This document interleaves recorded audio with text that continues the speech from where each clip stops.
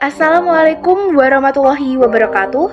Perkenalkan, nama saya Gitya Putri Andarujaya, nomor 4 dari kelas 12 MIPA 9. Di sini saya akan mempresentasikan tugas yang berjudul Rekayasa Genetika Pembuatan Insulin. Berikut adalah presentasi saya.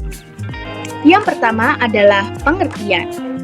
Insulin adalah sebuah hormon polipeptida yang mengatur metabolisme karbohidrat.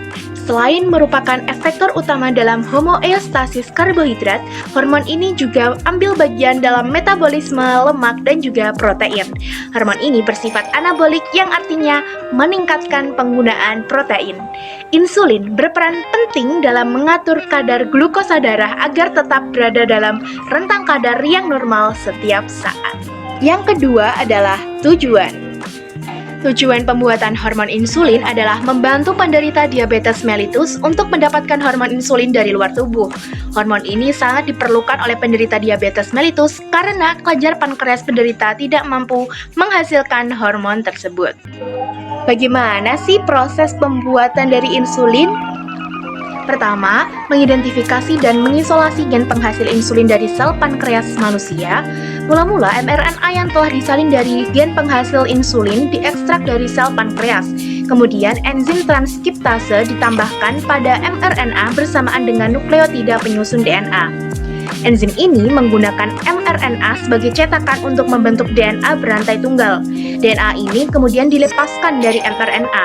Enzim DNA polimerase digunakan untuk melengkapi DNA rantai tunggal menjadi rantai ganda, disebut DNA komplementer yang merupakan gen penghasil insulin. Selanjutnya, melepaskan salinan gen penghasil insulin tersebut dengan cara memotong kromosom secara khusus menggunakan enzim restriksi.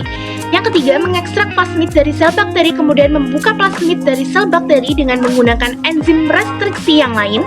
Sementara itu, di dalam serangkaian tabung reaksi atau cawan Petri, gen penghasil insulin manusia dalam bentuk komplementer DNA disiapkan untuk dipasangkan pada plasmid yang terbuka tersebut. Selanjutnya, memasang gen penghasil insulin ke dalam cincin plasmid. Mula-mula, ikatan yang terjadi masih lemah. Kemudian, enzim DNA ligase memperkuat ikatan ini sehingga dihasilkan molekul DNA rekombinan atau plasmid rekombinan yang bagus. Setelah itu, memasukkan plasmid rekombinan ke dalam bakteri E. coli. Di dalam sel bakteri ini, plasmid mengadakan replikasi. Setelah itu, mengultur bakteri E. coli yang akan berkembang biak dengan cepat, menghasilkan klon-klon bakteri yang mengandung plasmid rekombinan penghasil insulin. Melalui rekayasa genetika, dapat dihasilkan E. coli yang merupakan penghasil insulin dalam jumlah banyak dan dalam waktu yang singkat.